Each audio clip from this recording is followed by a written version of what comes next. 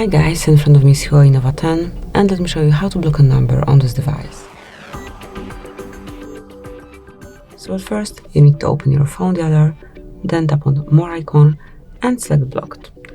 And now you can reach call blocked rules, and here you can block all incoming calls. You can block unknown numbers only or private withheld numbers if you wish. Then you can also manage message block rules, and here you can block all unknown numbers. Then if you wish to block some particular contact, let's just add it to your contact list.